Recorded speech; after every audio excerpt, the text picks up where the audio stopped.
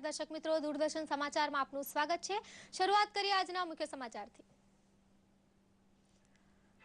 પ્રધાનમંત્રી નરેન્દ્ર મોદીએ ખેડૂતો સાથે કરી મન કી બાત। ખેડૂતોના હિતમાં કૃષિ ક્ષેત્ર સાથે સંકળાયેલા મહત્વના મુદ્દાઓ અંગે કરી સ્પષ્ટતા।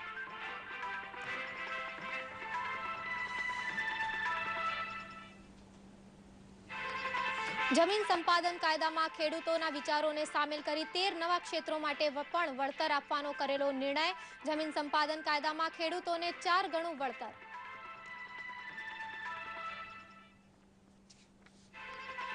જમીન સંપાદન કાયદામાં ખેડૂતોને ન્યાય મળે, અન્યાય ન થાય તે માટે સરકારની પ્રતિબદ્ધતા વ્યક્ત કરતા પ્રધાનમંત્રી।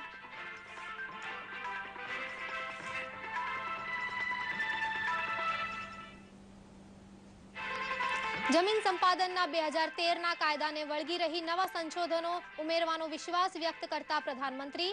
જમીન વધુ સક્ષમ બને તે માટે સોઇલ હેલ્થ કાર્ડની યોજના અમલમાં મૂકવા કાયદામાં વ્યવસ્થા। આજે વિશ્વ જળ દિવસ। પાણીની બચત એ આવતીકાલની અનિવાર્યતા। પાણી જેવી કુદરતી સંપત્તિને બચાવવી આપણી ફરજ।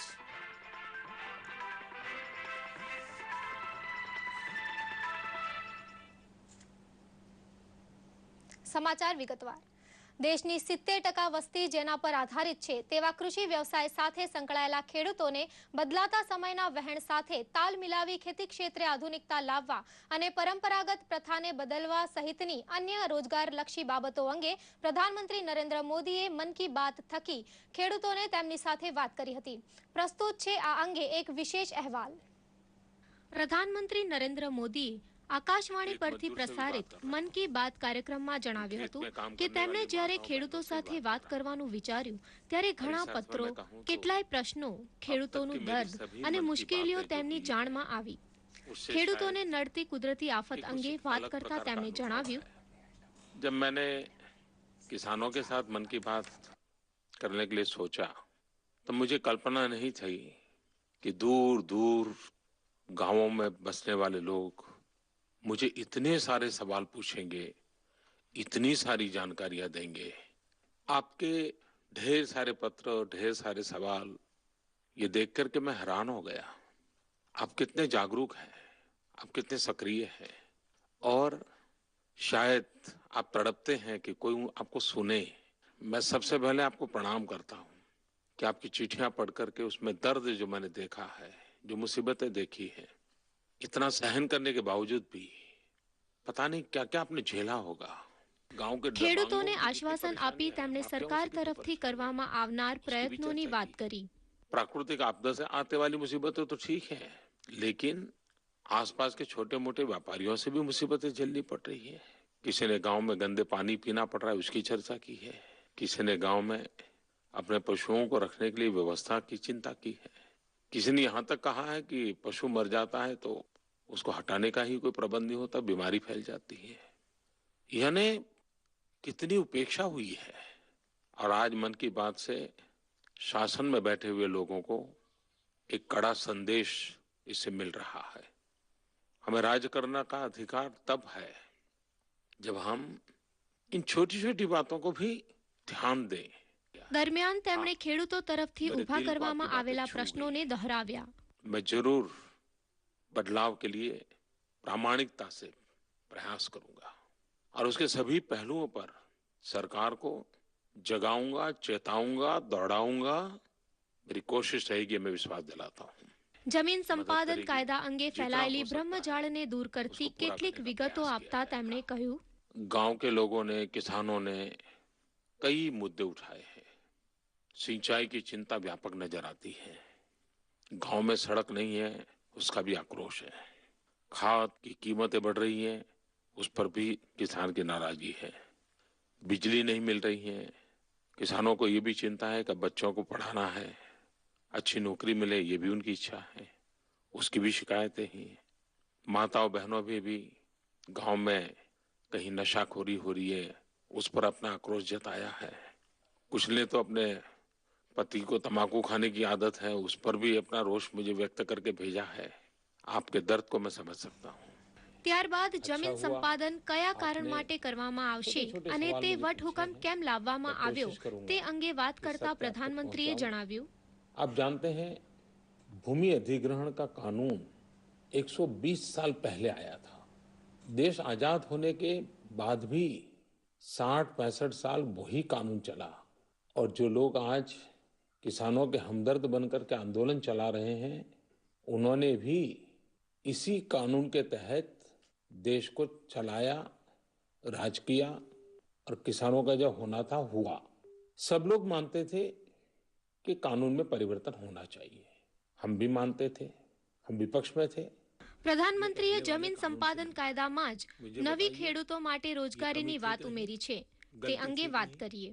हमने इसको ठीक किया और हमने कहा कि भाई इन 13 में भी भले सरकार को जमीन लेने की हो, भले रेलवे के लिए हो, भले हाईवे बनाने के लिए हो, लेकिन उसका मुआवजा भी किसान को 4 गुना तक मिलना चाहिए।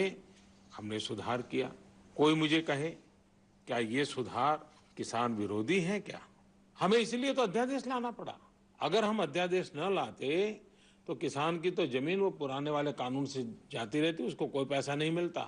જય જવાન જય કિસાનના મંત્રને દોહરાવી જમીન સંપાદનની અગત્યતા વિશે તેમણે સમજાવ્યું। આપણો ખેડૂત મજબૂત કેવી રીતે બને, ગામડાઓ સમૃદ્ધ કેવી રીતે બને તે અંગે સમજાવતા ખેડૂતની મહેનતનું ફળ તેમને મળે તે અંગે તેમણે વિશ્વાસ અપાવ્યો।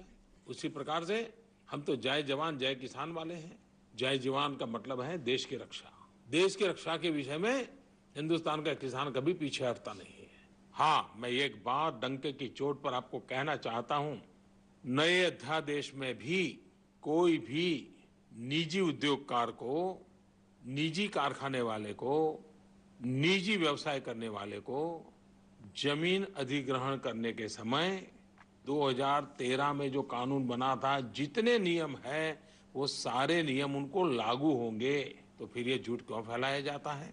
સોઇલ હેલ્થ કાર્ડ એ નવો વિચાર છે જેને લોકો સમક્ષ મુકતા તેમણે જણાવ્યું કે એનો લાભ ખેડૂતોને જ મળવાનો છે। और इसलिए भूमि अधिग्रहण नहीं, आपकी भूमि अधिक ताकतवर बने, ये भी हमारा काम है। और इसलिए सॉइल हेल्थ कार्ड की बात लेकर के आए हैं। हर किसान को इसका लाभ मिलने वाला है। તેમણે ખેડૂતોને વિશ્વાસ આપ્યો કે ખેડૂતો જગતના તાત છે, તેઓ હંમેશા દેશનું સારું જ વિચારે છે, તો ખેડૂતોનું નુકસાન ન થાય તેની ચિંતા સરકારની છે। ખેડૂતોને કોઈ પણ મુશ્કેલી દૂર કરવા માટે તેઓ સજાગ છે, જાગૃત છે। ખેડૂતોને અન્યાય નહીં થાય તેવી પ્રતિબદ્ધતા તેમણે દોહરાવી। ન્યાય દેવડાવવા તેઓ પૂરતો પ્રયત્ન કરશે આમ કહી શુભકામના આપી મન की बात પ્રધાનમંત્રીએ પૂરી કરી હતી। દૂરદર્શન સમાચાર અમદાવાદ। મન કી બાત કાર્યક્રમ સાંભળવા માટે અમારા સંવાદદાતા પ્રીતિબેન ચૌહાણ ગાંધીનગરમાં ઉપસ્થિત છે। આપણે તેમને જ પૂછીએ કે પ્રધાનમંત્રીશ્રીએ ખેડૂતો સાથે મન કી બાત કરી તો આપની સાથે ઉપસ્થિત ખેડૂતોની શું પ્રતિક્રિયા છે તે જણાવશો। આપણે હમણાં અહીંયા છીએ કૃષિ વિજ્ઞાન કેન્દ્રમાં પ્રધાનમંત્રીએ જે મનની વાત કરી એ ખરેખર ખેડૂતોના મનને અડી કે નહીં, ચલો વાત જાણીએ ખેડૂતોથી। તો કેવી હતી આજે મનની વાત? તમારે મનની વાત હતી કે નહીં? સાચી હતી। જે પ્રધાનમંત્રીએ જે વાત કરી એ જે ખેડૂતોને વિચારો તો એ જ રજૂઆત કરી છે અને જે રજૂઆત કરી એનો અમલ થવું અમે કિસાન મુખ્યમંત્રીભાઈ અમે અપેક્ષા રાખીએ। અને મનની વાત એક નવું પ્લેટફોર્મ છે, તો તમને શું લાગે છે? જે આ પ્લેટફોર્મ બનાવ્યું છે બહુ સરસ જ છે, પણ એ પ્લેટફોર્મને જાળવી રાખી અને ચાલે તો બહુ સારું જ છે ખેડૂતો માટે। પ્રધાનમંત્રીની મનની વાત તમારા દિલને છૂઈ કે નહીં? ખરેખર મનને છૂઈ અને એમને એ જાણીને આનંદ થયો કે પ્રધાનમંત્રીને ખેડૂતોના દરેક પ્રશ્નનું એમને ખ્યાલ છે। એ વાત જાણીને આનંદ થયો। એમને જે વાત કરી મનની, એમાં જે કુદરતી આપત્તિ ઉપર જે એમને વાત કરી અને એના પર જે રાહત આપવાની વાત કરી, ખરેખર એક સારી વાત હતી એમની। તમારાથી અગર જાણવા ચાહું તો કઈ વાત એવી હતી જે તમારા હિસાબથી તમારા મનની વાત હતી? પ્રધાનમંત્રીએ જે વાત કરી એ ખરેખર બહુ સરસ હતી અને એ વાત અમને છૂઈ। પ્રધાનમંત્રીનો ખેડૂતના દરેક પ્રશ્નનો ખ્યાલ તો છે જ, પરંતુ એ ખ્યાલ એ સતત મગજમાં રાખે અને ખેડૂતો માટે કંઈક ના કંઈક નવા કદમ ઉઠાવીને ખેડૂતોની આર્થિક પરિસ્થિતિ સુધરે એવું હું અપેક્ષા રાખું છું। તમારા મનને કઈ વાત સૌથી સારી લાગી? ખેડૂતોને જે જમીન અધિગ્રહણ બાબતનો જે મુદ્દો હતો એમાં જે સરકાર દ્વારા ખેડૂતોનું શોષણ થતું નથી એ બાબતની સ્પષ્ટતા કરવામાં આવી અને એક વ્યાજબી વાત લાગી કે જે ખેડૂતોની જમીન ગમે ત્યારે લેવામાં આવે પણ લીઝ ઉપર લીધા પછી ખેડૂતોને પરત આપવાની વાત કરી એ સીધી જ વાત કરી અને ખેડૂતોનું શોષણ થતું નથી એવું સ્પષ્ટ ફલિત થતું હતું. તો પ્રધાનમંત્રીની મનની વાત અહીંયા ગાંધીનગરના વાંધેજા વિલેજના બધા ખેડૂતોના મન તક પહોંચી છે. પ્રીતિબેન, આપનું ખૂબ જ ધન્યવાદ. પ્રધાનમંત્રી નરેન્દ્ર મોદીએ આજે આકાશવાણી પરથી તેમની મન કી બાત કાર્યક્રમ અંતર્ગત ખેડૂતોની સમસ્યાઓ અંગે વાત કરી હતી, જેમાં વિશ્વભરમાં પ્રસિદ્ધ કેસર કેરી અને મગફળીના મુદ્દે પ્રધાનમંત્રી મોદીએ દાખવેલા ખેડૂતલક્ષી અભિગમની તેમજ ભૂમાફિયાઓને કાબૂમાં લઈ ખેડૂતોને અપાયેલા રક્ષણની પ્રશંસા કરી જૂનાગઢના એક ખેડૂતે આ મુજબનો પ્રતિભાવ આપ્યો હતો.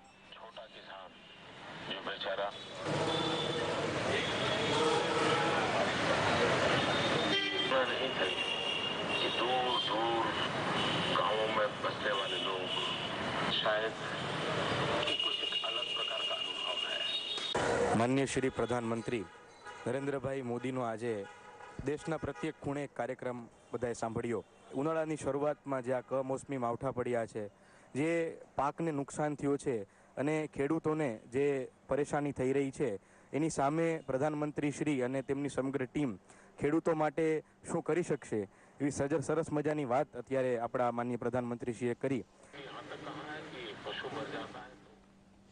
તાજેતરમાં થયેલા કરા સાથેના કમોસમી વરસાદથી અનેક રાજ્યોના ખેતી ક્ષેત્રે થયેલા નુકસાનનો સર્વે કરવા કેન્દ્રીય કૃષિ મંત્રી રાધા મોહન સિંહે ગઈકાલે મહારાષ્ટ્રના નાસિક જિલ્લાના કેટલાક ગામોની મુલાકાત લીધી હતી. કેન્દ્રીય મંત્રીએ આ મુલાકાત દરમિયાન ખેડૂતોને પાક વીમા યોજના અમલી બનાવવા તેમજ કરા સાથેના કમોસમી વરસાદથી ખેતીના પાકોમાં થયેલા નુકસાન બદલ ખેડૂતોને આગામી સપ્તાહથી વળતર ચૂકવવામાં આવશે તેવી ખાતરી આપી હતી. દરમિયાન ગુજરાત સહિત દેશના અન્ય રાજ્યોમાં પણ ખેતી ક્ષેત્રે થયેલા નુકસાનનો સર્વે કરવા અન્ય કેન્દ્રીય રાજ્યમંત્રીઓ વિવિધ રાજ્યોની મુલાકાત લઈ રહ્યા છે. કેન્દ્રીય ગૃહમંત્રી રાજનાથસિંહ આજે અટારી વાઘા બોર્ડર પર નવી ગેલેરીના ભૂમિપૂજન માટે બપોર બાદ જશે. ભારત અને પાકિસ્તાનની સરહદ નજીક આવેલા અટારી વાઘા બોર્ડર પર આવેલા ચેક પોસ્ટ સુરક્ષા વ્યવસ્થાને વધુ સઘન બનાવવા તેમજ વાઘા બોર્ડર પર સતત વોચ રાખી શકાય અને લશ્કરનું મોનિટરિંગ પણ જળવાઈ રહે તે હેતુથી નવી ગેલેરી બનાવવાના આયોજન હેઠળ ભૂમિપૂજન ગૃહમંત્રી રાજનાથસિંહના આયોજન હેઠળ ગૃહમંત્રી રાજનાથસિંહના હસ્તે આજે ભૂમિપૂજન થશે. સરહદ પર થતી હિલચાલ અને અન્ય બાબતોની દરરોજની જાણકારી ગૃહ વિભાગને મળી રહે તેવી વ્યવસ્થા ઊભી કરવામાં આવશે. શ્રીલંકન નૌસેનાએ 29 ભારતીય માછીમારોની ધરપકડ કરી છે. આ માછીમારો ગઈકાલે રાત્રે કાચાતીયુ ટાપુ નજીક 5 બોટમાં માછીમારી કરી રહ્યા હતા. દરમિયાન આગામી 24 અને 25 માર્ચે શ્રીલંકાનું એક પ્રતિનિધિ મંડળ માછીમારોના મુદ્દે મંત્રણા કરવા ચેન્નાઈ આવી રહ્યું છે. આ પ્રતિનિધિ મંડળમાં શ્રીલંકન માછીમાર સંઘના સભ્યો તેમજ 9 અધિકારીઓ જોડાશે. વારંવાર થતી આવી ધરપકડો અને માછીમારોની મુશ્કેલીઓને નિવારવાના પગલાં વિચારવામાં આવશે. આજે વિશ્વ જળ દિવસ છે. ઈસવીસન 1993માં સંયુક્ત રાષ્ટ્ર સંઘની સાધારણ સભાએ 22મી માર્ચને વિશ્વ જળ દિવસ તરીકે જાહેર કર્યો છે. પાણીની બચત એ આવતીકાલની અનિવાર્યતા છે. આ દિવસની ઉજવણી પાછળ પાણીનો બચાવ કરવો, જળ જેવી કુદરતી સંપત્તિ બચાવવી અને પાણીને વેડફાતું અટકાવવાનો ઉદ્દેશ છે. વિશ્વમાં જળ સમસ્યાઓમાં પાણીની અછત, દુષ્કાળ, પૂરને લીધે થતો વિનાશ, અનાવૃષ્ટિ, અતિવૃષ્ટિ, પાણીની અસમાન વહેંચણી, અશુદ્ધ પાણી, સુનામી અને જમીનનું ધોવાણ વગેરે મુખ્ય છે. પાણીનો એક વિચારશીલ ઉપયોગ વોટર થેરાપી છે, જેનાથી શરીરની રોગ પ્રતિકારક શક્તિ વધે છે. આમ પાણીની અગત્યતા અને તેને લગતી હકીકત જાણવી અનિવાર્ય છે. આજે ઠેર ઠેર વિશ્વ જળ દિનની ઉજવણી થઈ રહી છે. આ સાથે આ સમાચાર બુલેટિન અહીં સમાપ્ત કરીએ છીએ. નમસ્કાર.